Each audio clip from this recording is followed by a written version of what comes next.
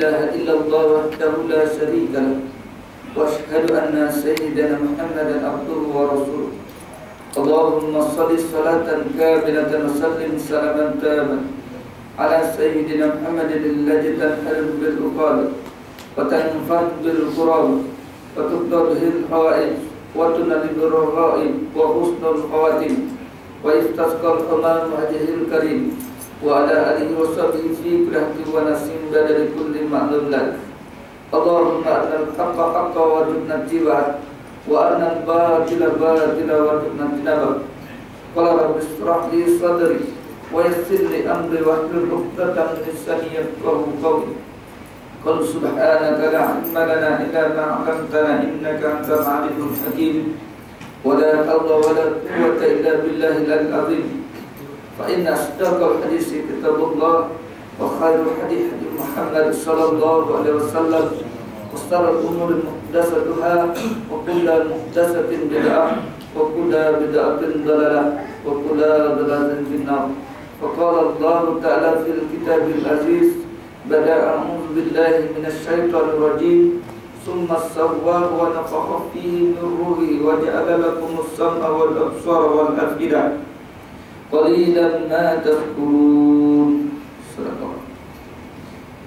Alhamdulillah, pertama-tama dan selama-lamanya malah kita merapatkan setinggi-tinggi kesyukuran kita kehadirat Allah Subhanahu wa taala, yang mana dengan limpah dan kurnianya kita masih diberikan Allah Subhanahu wa taala nikmat yang sebesar-besarnya nikmat, yakni nikmat iman dan nikmat Islam, sehingga ke saat ini, ke masa ini, ke waktu ini kita masih lagi dipilih oleh Allah Subhanahu wa taala untuk mentaati apa yang diperintahkan Allah Subhanahu wa taala. Baik ketaatan itu berbentuk ketaatan yang wajib maupun yang sunat. Dan marilah sama-sama kita berusaha meninggalkan segala yang ditegah, yang dilarang oleh Allah Subhanahu wa taala. Baik tegahan itu berbentuk tegahan yang haram maupun yang makruh. Muslimin dan muslimat yang dirahmati Allah sekalian, yang saya muliakan, Tuan Pengusi, Tuan Imam, Tuan Bilal, Tuan Syiah, para EJK Surah, Ustaz-Ustazah, muslimin dan muslimat, anak-anak yang dirahmati Allah sekalian. Alhamdulillah tuan-tuan, bertemu kembali untuk sama-sama kita berada di dalam majlis ilmu, sedikit perkongsian ilmu. Yang selama ini tuan-tuan saya baca kitab 50 tanda-tanda orang munafik. Tuan-tuan ya, memandangkan saya selalu dapat jadual, dapat daripada WhatsApp, di antara WhatsApp anak cek sendiri, tengok rupa-rupanya setiap bulan Ustaz Rahim Nasib baca kitab yang sama lah, 50 tanda-tanda orang munafik. Jadi pada malam ini saya tukar sikit, biar Ustaz Rahim Nasir yang bawa kitab 50 tanda-tanda orang munafik. Jadi malam ini saya bawa tajuk baru ni, insyaAllah. Besok lain kali kalau ada umur panjang, saya bertemu lagi pada tuan-tuan, saya akan bawa kitab ni, saya akan bagikan secara percuma untuk tuan-tuan, insyaAllah. Tajuk dia wanita-wanita calon-calon penghuni neraka. Tengok tuan-tuan, disebut wanita-wanita sini. Itu sebab masa dekat dunia lagi jangan digelar lagi, jangan sampai nama kita ibu-ibu jadi wanita. Apabila disebut wanita ke calon neraka. Baik ibu muslimin dan muslimat rahmat Allah sekalian. Jadi bukan kena pada wanita saja, insya-Allah saya akan kaitkan berkenaan dengan sekali dengan suami, seperti mana yang nanti akan saya ulas. Ada seorang lelaki, seorang wanita yang duduk di dalam neraka, dia akan menarik lelaki. Sebab apa? Ada 4 golongan nanti lelaki yang mesti ditarik kepada wanita, disebabkan wanita tadi masuk ke dalam neraka. Alhamdulillah, muslimin dan muslimat yang rahmati Allah sekalian, kita pun kita berada di dalam perkongsian ilmu, sedikit ilmu yang saya akan sampaikan melalui kitab wanita-wanita calon neraka ini, insyaAllah. Kita pun kita berada sekali lagi di dalam majlis yang Allah Ta'ala berkati insyaAllah di dalamnya. Seperti mana kita masih dipilih lagi oleh Allah Subhanahu wa taala, insyaallah mudah-mudahan kita tergolong seperti mana yang Allah Taala sebut di dalam Al-Qur'an tadi. Summa sawwahu wa nafakha fihi min ruhi wa ja'ala lakumus sam'a wal absara wal af'idah qalilan ma tashkurun. Tuan-tuan muslimin dan muslimat rahmat Allah sekalian, asal-usul kejadian Allah Ta'ala ciptakan ini bermula daripada ditiup ruh oleh Allah Subhanahu Wa Ta'ala, kemudian kita diberikan oleh Allah Subhanahu Wa Ta'ala telinga, diberikan mata untuk melihat, diberikan hati. Tetapi Allah Ta'ala kata, qalilan ma tashkurun, hanya sedikit hambaku yang bersyukur. Mudah-mudahan kita malam ini hamba yang sedikit yang bersyukur. Seperti mana tak yang Nabi juga sebut di dalam hadisnya, yang makna dia, yang maksud dia, umatku di dalam 1000 orang yang nak masuk surga hanya seorang. Mudah-mudahan kita tuan-tuan, insya-Allah. Itu sebab Allah Ta'ala sebut dah, tetapi hambaku sedikit yang bersyukur. Siapa dia yang bersyukur tuan-tuan? Mudah-mudahan kita lah. Tengok nak dibanding orang dekat luar, dekat pasar malam tuan-tuan, dengan yang duduk di dalam majlis ilmu, mana lebih ramai tuan-tuan? Nak dibanding dekat luar. Tapi betul tuan-tuan, dah ada contoh dan gambaran dia tuan-tuan. Nabi Nuh tuan-tuan ada dalam 30 juzuk Quran dalam handphone. Buka 30 juzuk Quran dalam handphone ataupun tafsir tuan-tuan. Nabi Nuh berdakwah lebih kurang 1000 tahun tuan-tuan. 1000 tahun diceritakan di dalam Al-Quran, kurang daripada 50 tahun. Nabi Nuh diceritakan 950 tahun Nabi Nuh berdakwah. 950 tahun tuan-tuan, ibu muslimin dan muslimat rahmatullah sekalian. Tetapi yang ikut dan beriman, yang nak masuk surga kepada Nabi Nuh berapa pasangan tuan-tuan? Berapa pasangan?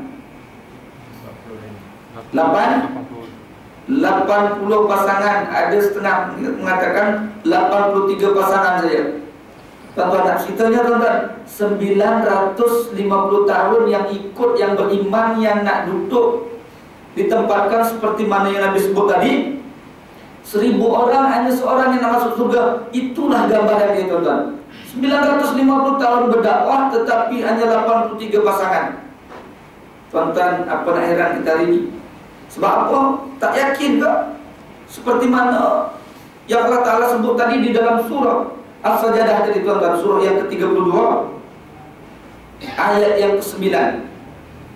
Kita menjadi hamba, insya-Allah mudah-mudahan malam ni kita yang duduk di dalam majlis ilmu ni, yang Allah Ta'ala sebut qalilan ma tashkurun, hamba yang sedikit bersyukur. Mudah-mudahan kita. Allahu Akbar. Itu untuk tuan-tuan muslimin dan muslimat rahmatullah sekalian, teguran untuk saya lah. Kita yang duduk di dalam majlis ilmu ni tuan-tuan, ada adab kita nak datang daripada rumah, datang ke majlis ilmu, tuan-tuan, supaya kita ilmu kita berkat, supaya ilmu kita bertambah, supaya ilmu yang kita dapat kita amalkan. Yang kita cari malam ini, malam-malam yang lain, malam yang dah memang berlalu, dapat ilmu kita amalkan. Supaya dapat kita amalkan, caranya macam mana tuan-tuan? Ada adab duduk di dalam majlis ilmu. Adab duduk di dalam majlis ilmu tuan-tuan, seperti mana ada satu hadis menceritakan bahwasanya Allah Ta'ala menurunkan rahmat. Berapa ratus rahmat tuan-tuan? Allah Ta'ala turunkan 100 rahmat, tapi Allah Ta'ala ambil balik 99 rahmat yang turun. Yang diturunkan hanya 1 rahmat. Ulama menceritakan di dalam kitab tuan-tuan, yang 1 rahmat itu berada di dalam bulatan majlis-majlis ilmu. Untuk itu tuan-tuan, kat mana-mana saya buat teguran, apabila kita duduk di dalam majlis ilmu, tak payah nak bersembang kat luar, tak payah kita nak duduk dekat luar, kita berhimpun, berkumpul di dalam majlis ilmu kat satu sempat, satu bulatan. Mudah-mudahan bulatan itulah yang diturunkan oleh Allah Subhanahu Wa Ta'ala 1 rahmat untuk kita, insya-Allah tuan-tuan. Sebab kita nak masuk surga pun kena rahmat, bukan? Kena rahmat, bukan kena sembahyang kita ni, bukan kena puasa kita, bukan kena haji kita. Itu sebab memang dah tugas hidup setiap umat Islam yang mesti dia laksanakan. Tetapi nak masuk surga kena rahmat Allah Subhanahu Wa Ta'ala. Tuan-tuan, saya dulu belajar tuan-tuan dengan tuan guru saya, duduk apabila bersembang saja. Saya dah cerita ke belum? Bersembang, tanya kepada kawan saya, di balik rehat tuan-tuan, Rehat dibaling, kena, tapi bukan saya. Bukan saya. Yang saya tengok, yang saya saksikan di depan kawan-kawan saya, dibaling rehat, dia kata keluar.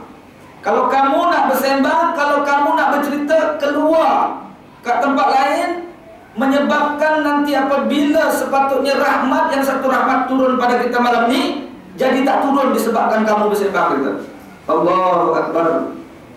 Hari ini kita duduk di dalam majlis ilmu, macam mana adab kita, tuan-tuan? Ramai orang yang bersembang. Patutnya itu sebab saya sarankan, apabila saya datang ambil tafsir, buka dulu dalam 3 juzuk Al-Quran di dalam handphone kita. Seperti mana yang saya sebut tadi, ayat yang ke-9 surah yang ke-32 surah Sajadah tadi, tuan-tuan, diceritakan kepada kita. Mudah-mudahan kita yang dah diberikan Allah Subhanahu Wa Taala kehidupan ini, kita yang di dalam ini pun ada hati, ada mata, ada telinga. Yang dekat pasar malam pun ada mata, ada hati, ada telinga. Yang tak datang pun ada mata, ada hati, ada telinga. Bahkan baru-baru ini, tuan-tuan, orang bertanya kepada saya, komplain pasal diadakan majlis ilmu setiap hari. Saya dah cerita sini tadi belum? Ada orang komplain, tuan-tuan, Ustaz, tolong sikit Ustaz, saya nak tanya. Dia kata, kenapa ada satu jemaah kita ni komplain di dalam majlis ilmu? Komplain pasal apa, Tuan Haji? Dia kata, kenapa AJK setiap hari anjurkan untuk datang ustaz-ustaz yang datang daripada jauh? Setiap hari ada kuliah ilmu, tak henti-henti. Allahu Akbar, tuan-tuan. Dia kata, tidakkah apabila ustaz yang datang daripada jauh tu, tuan-tuan, dia kata, bila dia datang balik, dia disalam pakai emblem. Tuan-tuan, itu dia komplain. Pribadi saya, tuan-tuan, yang tak tahulah, ini saya sebab kerja yang lain, setiap hari kerja saya pun ada. Mungkin kalau saya tak ada kerja yang lain, mungkin pun hati saya juga macam tu.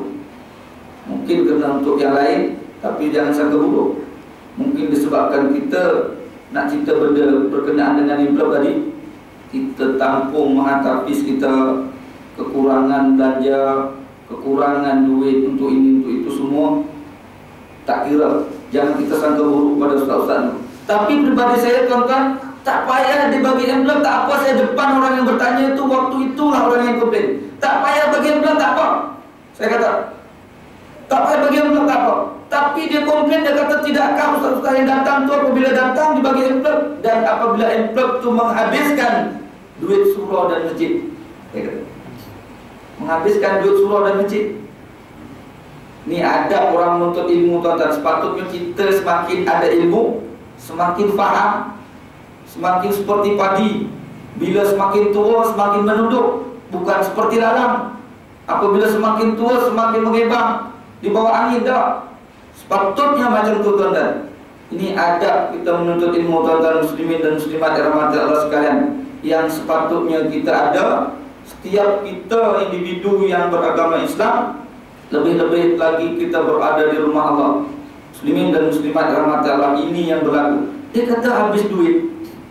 Apabila habis duit, tuan-tuan, tanya pada dia balik. Ya kan? Saya tanya pada dia balik.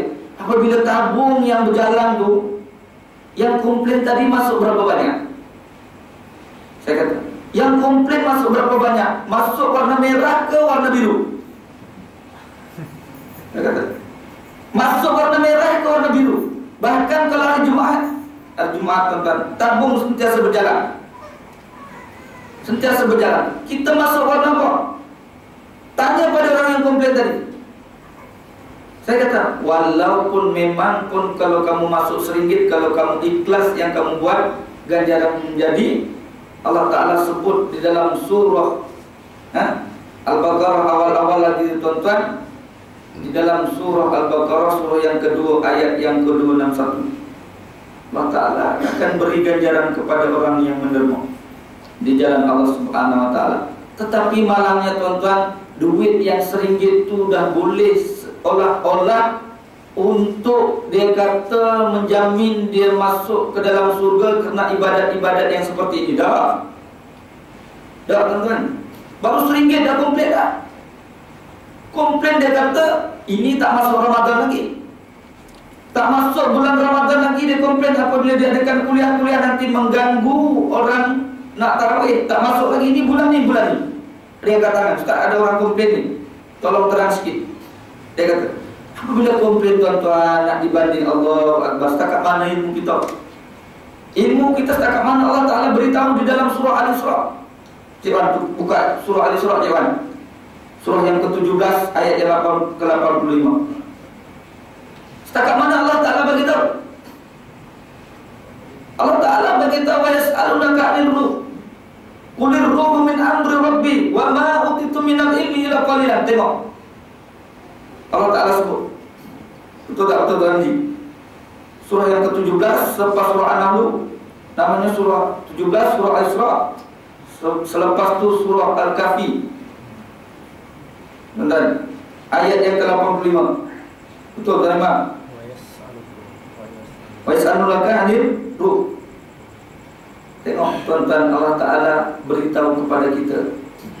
Setakat mana ilmu kita yang ada, kita sedikit diberikan ilmu pada Allah Ta'ala, tetapi diberikan majlis ilmu, dia komplain. Betul Jaman? Ada? Kita komplain, diadakan majlis ilmu komplain tuan-tuan. Allahu Akbar. Tuan-tuan, nak komplain macam mana diceritakan di dalam Al-Quran tadi. Gambaran 1000 tahun Nabi Nuh berdakwah, yang ikut dakwah Nabi Nuh, yang nak dengar kuliah Nabi Nuh, yang nak masuk surga bersama Nabi Nuh, hanya 83 pasangan. 83 pasangan, bahkan isteri dia sendiri tolak, anak dia sendiri tolak. Bahkan dia katakan suami dia gila. Nuh, kau gila ke abang kuno? Dia kata, kau buat kapal ke atas bukit ni nak buat apa? Mana datang air? Anaknya lagi pula komplain, wahai bapakku, kau gila ke apa buat kapal ke atas bukit ni? Mana datangnya air? Anak sendiri komplain. Apa kurangnya tuan-tuan kita hari ini? Itu sebab Allah Ta'ala sebut tadi, qalilan ma tashkurun. Kita mudah-mudahan ni yang disebut oleh Allah Subhanahu Wa Ta'ala, hamba yang sedikit yang bersyukur. Tuan-tuan, 1000 tahun Nabi Nuh berdakwah. Buka di dalam surah yang ke-29 Cik Wan. Surah Al-Ankabut ayat yang ke-14 ke-15. Apa cerita dekat itu? Baca makna dia. Gambaran Allah Ta'ala sebut. Tapi apabila kita ajak, kita bawa semua, kita tanya, mereka ni semua turut nak dengan kita sama, nak masuk surga sama. Macam mana kata nak masuk surga sama, sedangkan ilmu yang kita nak jana tadi komplain. Komplain tuan-tuan. Ayat yang ke-14 ke-15. Jumpa tadi mana? Jumpa tak? Apa makna dia? Ayat yang ke-14.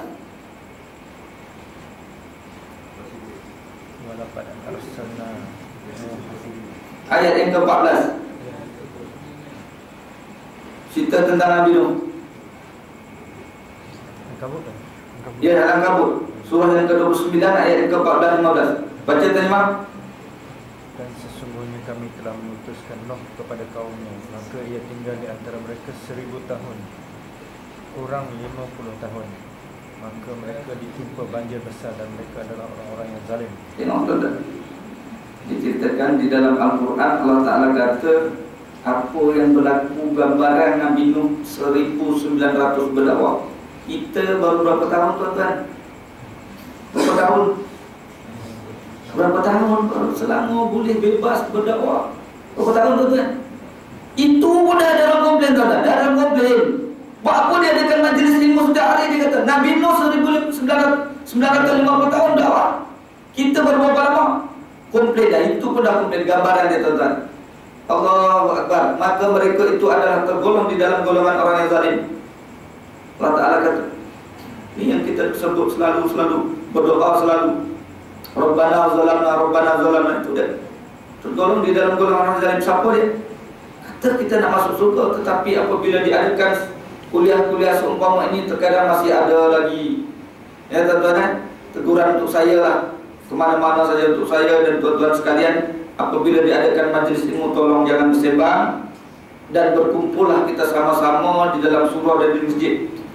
Kemana-mana saya buat teguran tuan-tuan. Yang mula-mula pasang niat, jangan ada niat yang lain, melainkan kita nak cari redha Allah Ta'ala. Ilmu tak kira siapa yang menyampaikan, insya-Allah mudah-mudahan untuk membawa kita seperti mana yang kita nak sebut tadi, ya. Bahagian yang pertama ni yang saya nak baca untuk tuan-tuan sekalian, tajuk yang saya nak bawa, wanita-wanita calon-calon penghuni neraka ni tuan-tuan, muslimin dan muslimat yang rahmati Allah sekalian. Yang mula-mula dia kata tajuk dia wanita yang mempertontonkan kecantikan dia. Ini tuan-tuan. Hari ini tuan-tuan, wanita yang mempertontonkan kecantikan dia maknanya besok akan bakal jadi calon neraka. Apabila bakal jadi calon neraka tuan-tuan yang saya sebut tadi, wanita yang di dalam neraka dia akan tarik lelaki. Lelaki yang macam mana? Dia tarik-tarik lelaki. Lelaki itu siapa dia tuan-tuan? Yang pertama dia kata ayah dia akan ditarik ayah dia tu. Kita ni ayah semua ni, itu anak saya tu. Itu anak saya yang lari-lari tu, yang lelaki tu, anak saya. Itu anak sebagai anak saya. Saya ni selaku ayah. Dan anak perempuan saya 3 orang kat belakang tu, apabila ini yang kita nak cerita ni, besok dia akan tarik saya. Besok dia akan tarik saya. Saya selaku bapa, tuan-tuan, selaku bapa bukan nak cerita pasal perempuan aja ni. Selaku bapa akan ditarik, wahai bapakku, wahai ayahku, kenapa semasa dekat dunia dulu bapa setiap hari datang kuliah tapi tak pernah tegur aku keluar daripada rumah, aku tak tutup aurat, aku tak ditegur. Akan ditanya tuan-tuan.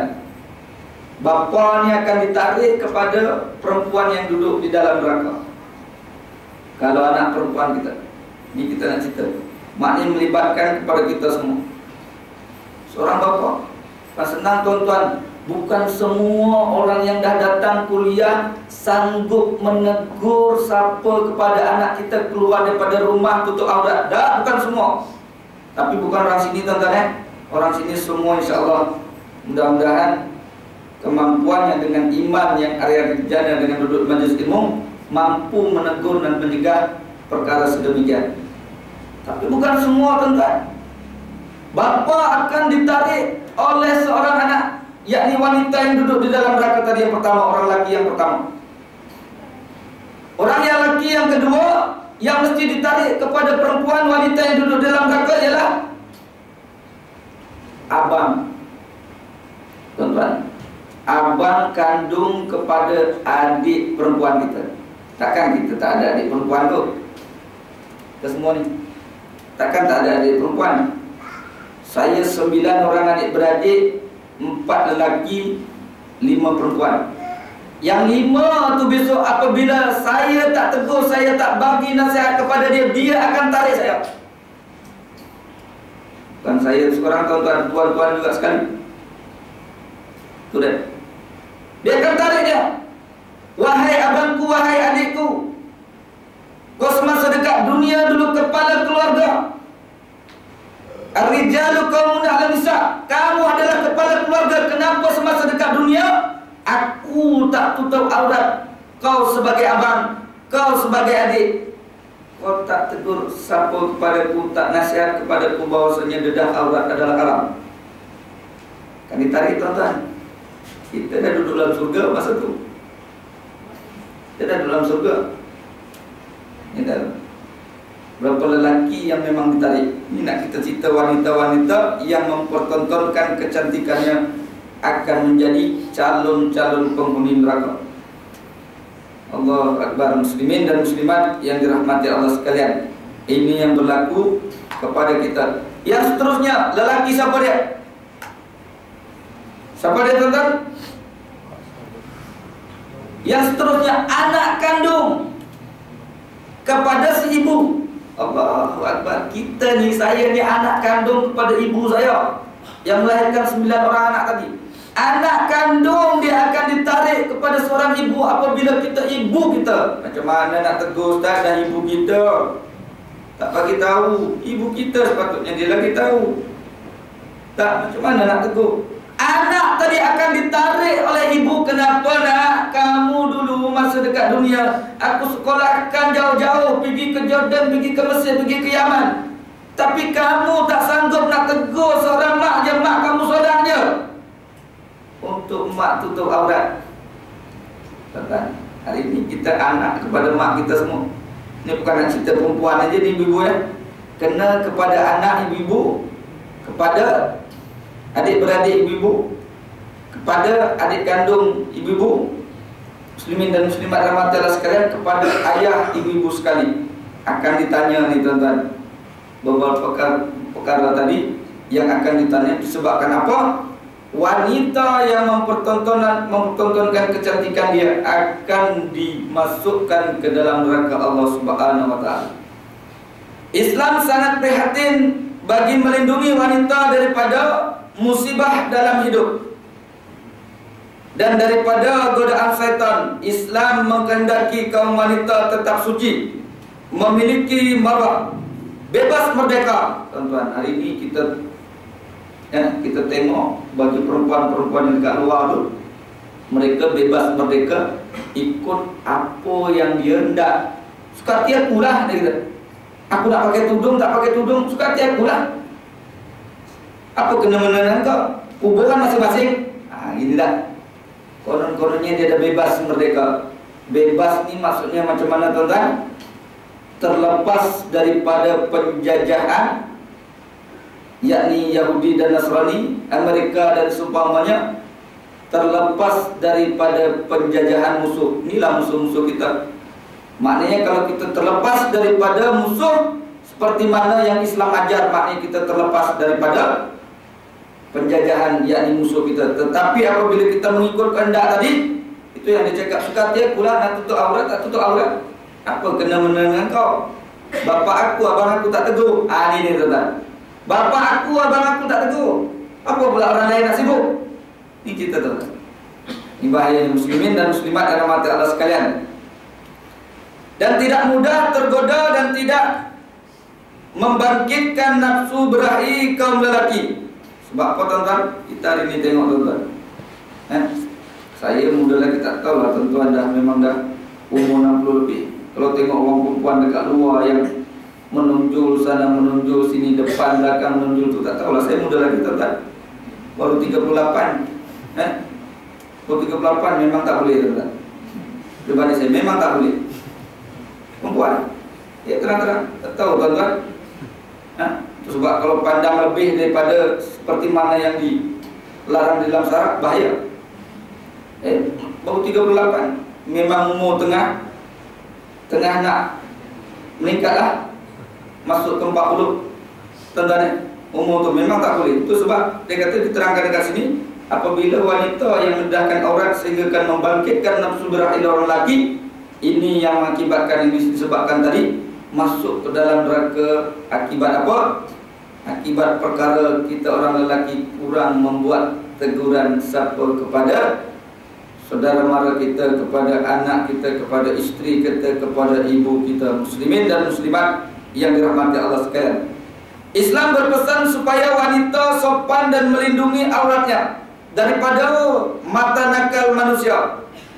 Al-Quran pernah menjelaskan sifat-sifat wanita pada masa jahiliyah, yakni pada masa jahiliyah dahulu, apabila berbicara kepada isteri-isteri, yakni isteri-isteri Nabi dengan firman-Nya. Tengok tuan-tuan, sebut dekat sini isteri-isteri Nabi, maknanya lebih daripada satu dah. Hari ini kalau kita sebut kita juga isteri-isteri kita, boleh? Boleh tuan-tuan? Boleh ya? Isteri-isteri kita. Tapi saya masih ayat 103 tuan-tuan. 103 itu yang saya sebut dulu kan, yaitu Inna salata kanat 'alal mu'minina kitaban mawquta, itu ayat 103 surah An-Nisa. Seperti saya lah, baru ada 103. Ini disebut kepada isteri-isteri Nabi dengan firman-Nya, wala tabarrajna tabarrujul jahiliyatal ula.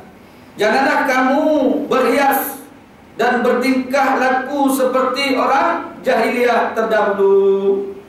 Tuan-tuan, tengok diperingatkan maknanya apabila diperingatkan oleh Al-Quran. Surah Al-Ahzab tuan-tuan, Surah Al-Ahzab ni surah yang ke-33 selepas surah As-Sajdah tadi. Surah Al-Ahzab ayat yang ke-33 juga sama. ayat yang ke-33 berkenaan dengan tabarruk. Malam tadi ada orang yang bertanya, Ustaz, saya pernah dengar Ustaz cerita pasal berkenaan kuliah dia mengajar fiqh. Dia kata, adakah di dalam ayat Quran Ustaz cerita tentang haid dan nifas? Ada tak? Ada tak? Dalam Quran, ibu-ibu ada tak? Cerita tentang haid ada tak? Dia tanya. Saya pun kata, tapi Ustaz tu kata ada tak ada dalam Quran berkenaan tentang cerita haid ni. Adakah haid ini hanya memang berlaku memang untuk orang wanita saja, tetapi tidak adakah cerita berkenaan tentang haid, macam mana cara datangnya, macam mana datangnya bersihnya, kemudian waktu bila yang boleh dibenarkan untuk kita apabila kita bersuci untuk laksana solat balik macam mana? Adakah tak ada dalam Quran? Ditanya tuan-tuan. Saya kata, kalau tak silap saya, buka surah Al-Baqarah, surah yang kedua, ayat yang ke-222. Tuan-tuan tengok, ayat yang ke-222. Tak silap memang cerita berkenaan tentang darah haid dan nifas orang wanita. Tuan-tuan, ayat 2222. Tuan-tuan, kalau tak silap lah, saya kata. Cuba Cik Wan, baca, ada Cik Wan? Ayat 222. Apa makna dia?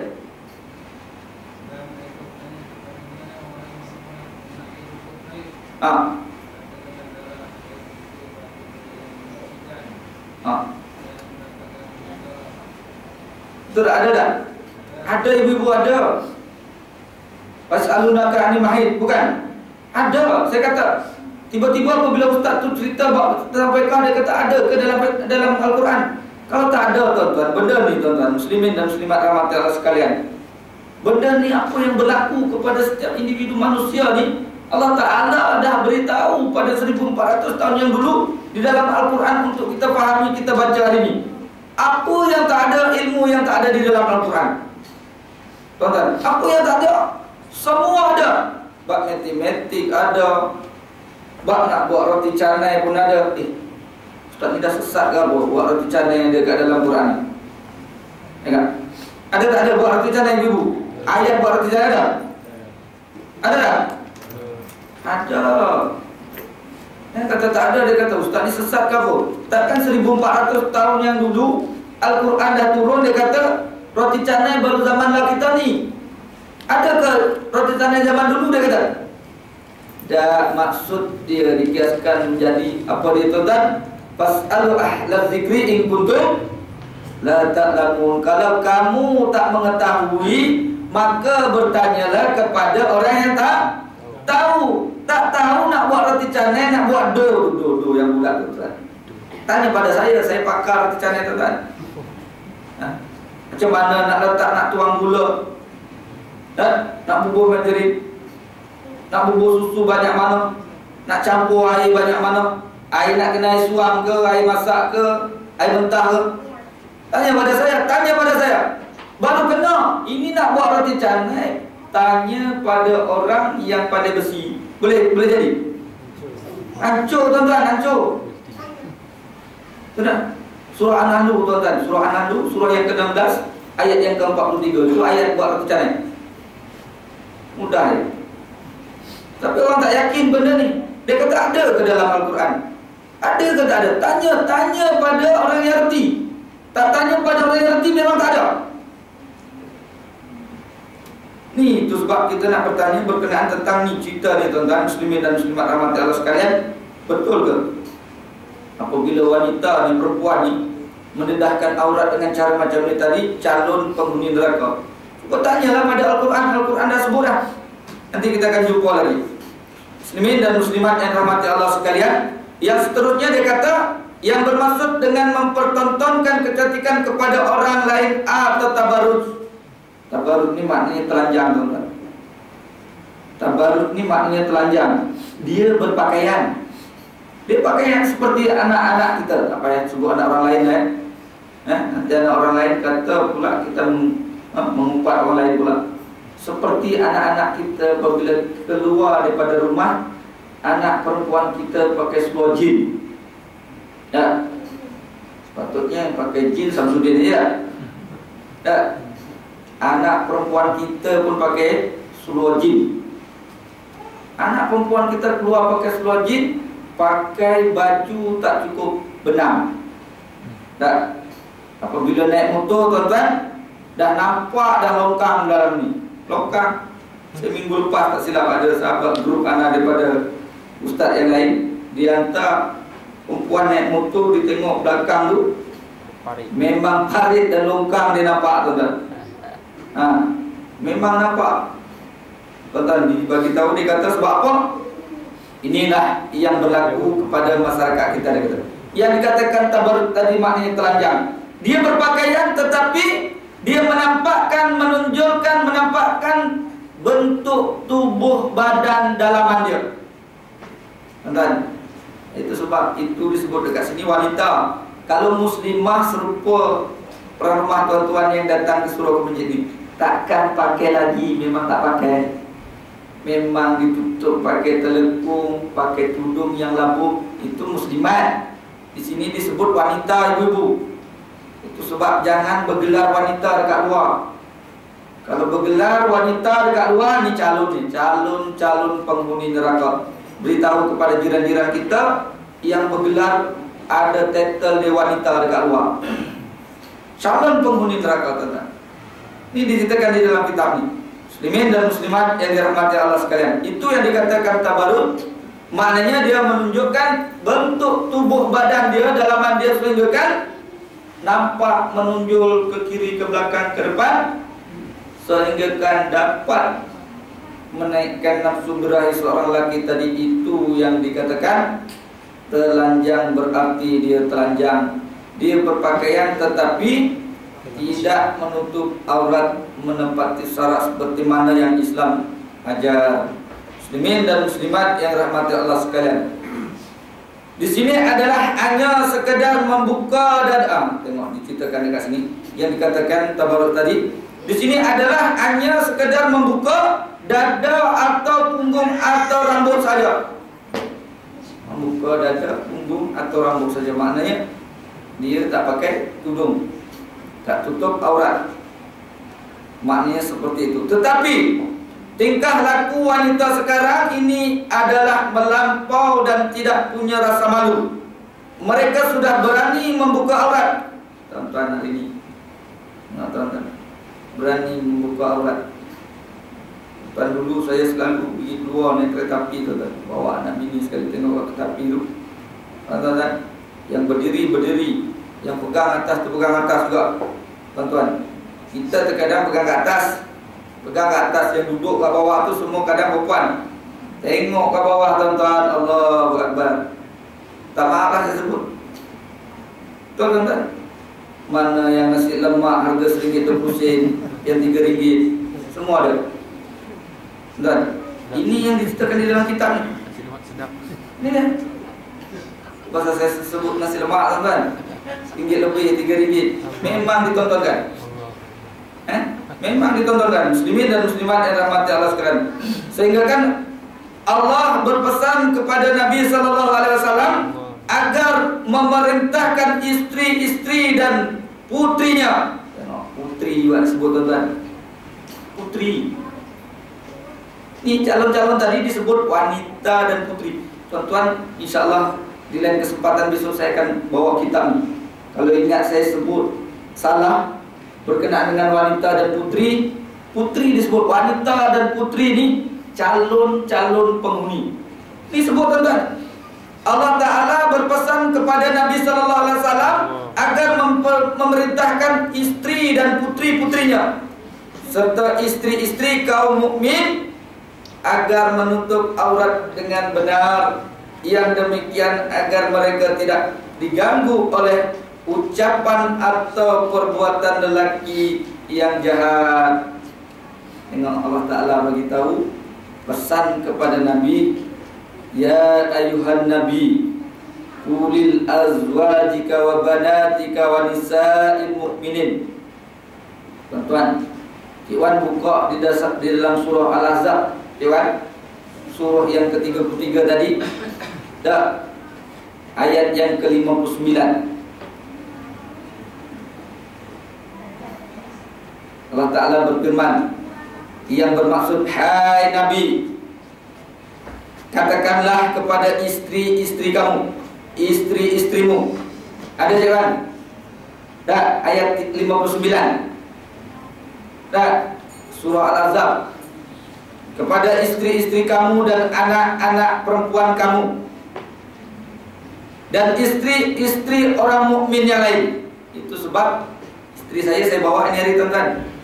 Dia dengar, dan istri tuan-tuan pun dengar. Saya beri nasihat untuk diri saya dan istri dan anak-anak saya hari ini dah. Istri-istri tuan-tuan juga ada bukan? Dan anak-anak perempuan tuan-tuan juga. Inilah dia dakwah dia ni. Inilah dia tuan-tuan. Suruh beritahu kepada istri-istri kita dan istri-istri orang mukmin yang lain dan anak-anak perempuan orang mukmin yang lain, supaya apabila dia keluar daripada rumahnya, menutupkan, melabuhkan tudungnya supaya tidak diganggu oleh orang jahat. Tuan-tuan, kalau tak pakai tudung, kita tengok perempuan tak pakai tudung dengan rambut perang kat depan tu, yang duduk kat depan ni lepak anak remaja kita. Tak, kita tengok anak remaja kita duduk kat atas motor semua. Yang lalu kat depan tu, tengok rambut dia perang. Agak-agak anak remaja kita ada tak? Ada tak? Tengok, kita dengar. Ini gambaran dia, supaya tak diganggu oleh orang-orang yang jahat. Apabila yang menutupkan aurat tadi pakai tudung lampu, sehingga kan terkadang bawa beg letak kat bawah. Betul ibu? Bawa beg ni letak kat bawah ni pun tak nampak, orang lain tak nampak. Orang lain yang jahat tak akan mengganggu disebabkan muslimat tadi menutup aurat. Tetapi apabila yang mengebang tadi dengan rambut yang perang, anak remaja kita pun senang sebut macam main misyak tuan-tuan. Tak? Beberapa hari yang lepas tengok dia jadi juri. Si sebut tu dia juga kan. Kita tak tengok tuan-tuan? Tak tengok? Tuan-tuan tak tengok. Saya tengok tuan-tuan itu pun sebab makan kat kedai, makan dengan Cik Wan. Tekan kat kedai tengok emission. Muslimin dan muslimat yang dirahmati Allah sekalian, ini yang diceritakan di dalam Al-Quran berkenaan dengan surah Al-Ahzab tadi. Muslimin dan muslimat dirahmati Allah sekalian, menurut Nabi SAW, seluruh badan wanita itu adalah aurat. Al-Quran pun cerita, Nabi pun bagi tahu, setiap seluruh badan perempuan itu wanita, istri kita aurat. Tetapi tuan-tuan, kita yang datang dah kuliah ni tuan-tuan, kita yang datang dah dengar kuliah ni, bukan orang lain yang saya nak cerita ni, kita yang duduk berhimpun di dalam majlis yang Allah Ta'ala berkati ini, insyaAllah. Istri orang yang dah menuntut ilmu, istri orang yang dah memang suaminya songkok dia tak lepas setiap hari. Kita tengok yang kita nak buat teguran ni, seperti mana yang Nabi sebut, kata apa? Seluruh badan wanita itu adalah aurat.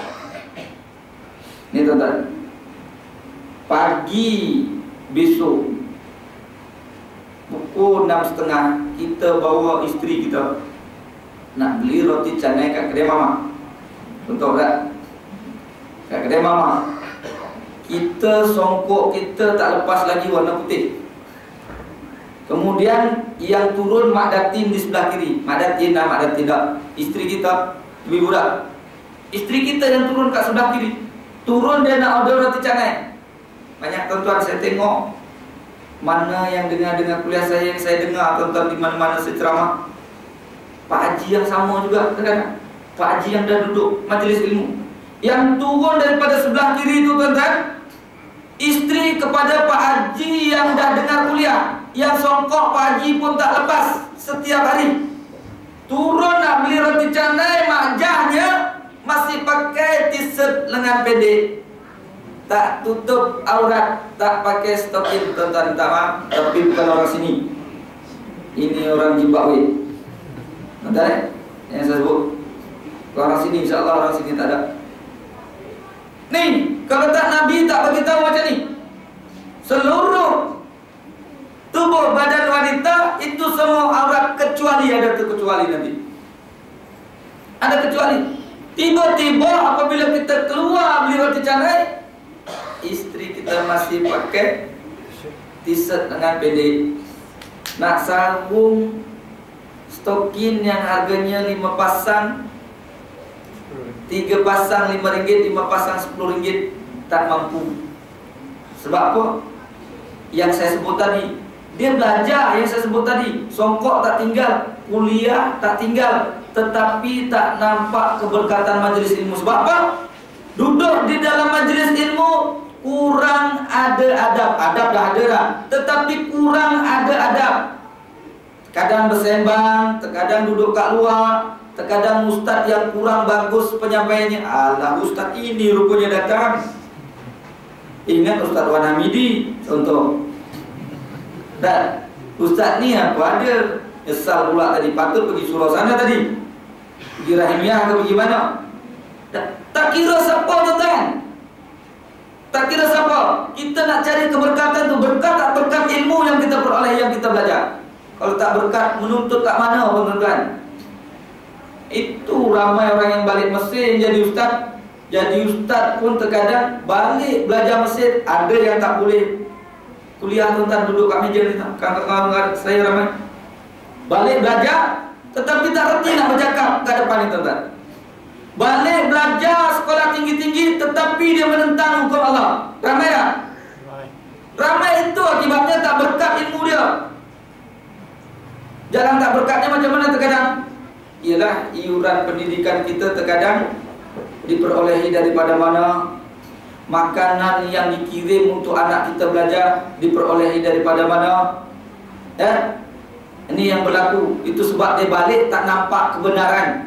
Yang imam selalu berdoa, Allahumma arnal haqqa warzuqna ittiba'ah. Dia tak dapat doa tu tuan-tuan.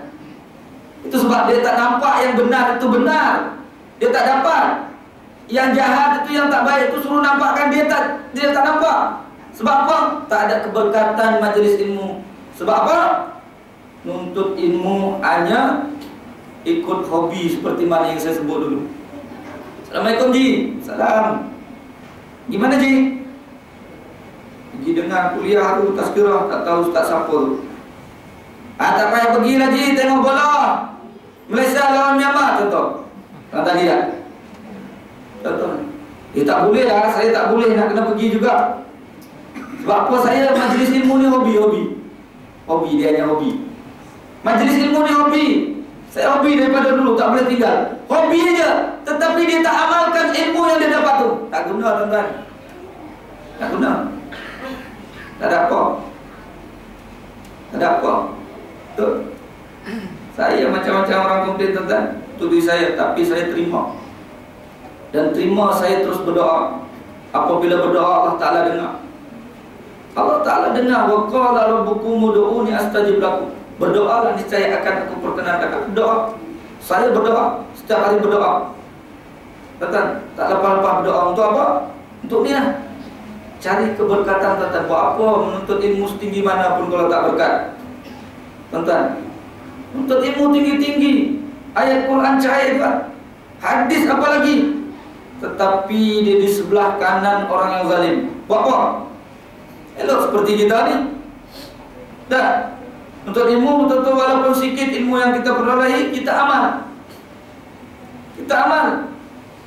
Kalau tak amal tuan-tuan, itu akibatnya tuan-tuan. Di manalah ustaz siapa pun yang menyampaikan, kuliah mana pun, akhirnya tuan-tuan itu terkadang jadi timbul fitnah kepada kita. Memfitnah orang suka-suka. Suka-suka tuan-tuan memfitnah orang. Fitnah orang masjid dan surau tadi yang saya sebut tadi, termasuk salah satunya yang komplain tadi. Komplain tuan-tuan nak dibandingkan. Allahu Akbar. Ilmu Allah ni kalau kita pelajari sampai bila tak habis-habis tuan-tuan. Allah Ta'ala berfirman, Qul law kana al-bahru midadan li kalimati rabbi lanafidal bahru qabla an tanfada kalimatu rabbi walau ji'na bimislihi madada. Surah Al-Kahfi tuan-tuan, surah yang ke-18 ayat yang ke-109. Katakanlah wahai Muhammad, sekiranya air lautan ini untuk menulis kalimat-kalimat Tuhanmu, niscaya kamu dapati sehingga kan kering lautan ini. Walaupun kamu tambahi dengan air lautan yang sebanding lagi dengannya tadi, kamu dapat niscaya ilmu Allah tak akan habis sehingga kan air lautan kering untuk jadi tinta untuk menulis kalimat-kalimat Tuhanmu. Kita diadakan ilmu sikit, diadakan majelis ilmu sikit, dah komplain sombong, fitnah yang ada. Apa nak datang surau tu? Nanti masalah pada kita. Datang surau masalah.